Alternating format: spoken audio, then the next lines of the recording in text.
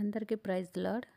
ఈరోజు హెబ్రోన్ క్యాలెండర్ వాగ్దానము మొదటి దినవృత్తాంతాలు 16వ అధ్యాయము 33వ వచనంలోది మనం చూసుకుందాము. భూజనులను తీర్పు తీర్చుటకై యెహోవా వేంచేయుచున్నాడు, వనవృక్షములు ఆయన సన్నిధిని ఉత్సాహించును. మాట ప్రార్థన చేసుకుందాం. ప్రేమగల తండ్రి యేసయ్యా, నీకు వందనాలు చెల్లిస్తూ వస్తున్నాను. తండ్రి, లేఖన భాగాలతో మాతో మాట్లాడండి. ఈ ఉదయకాల సమయంలో ప్రభా నాయన, మీరే నాయన మాతో మాట్లాడండి. దినానంతటి కొరకు సిద్ధపరచండి. మహిమ తెచ్చుకోమని యేసునామములో వేడుకున్నా పరమ తండ్రి, ఆమెన్.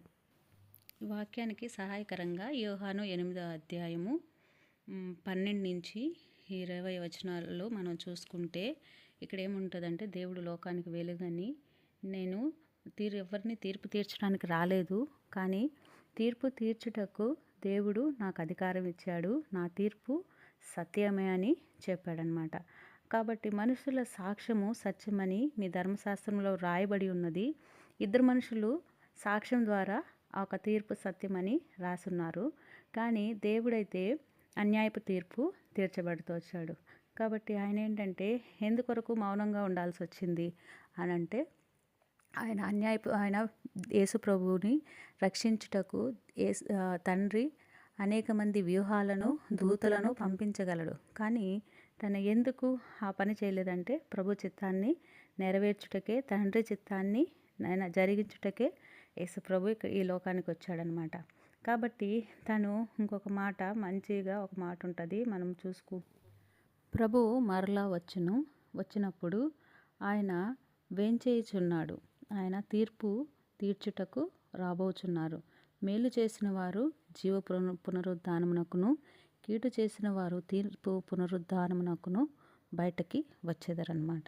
కాబట్టి ఆయన నేను వినినట్లుగా తీర్పు తీర్చుచున్నాను అంటే, తను ఒక్కడే కాదు, తండ్రితో కూడా కలిపి ఆయన తీర్పు తీర్చేవాడిగా ఉంటున్నాడు. తర్వాత వనవృక్షములు ఉత్సాహించును.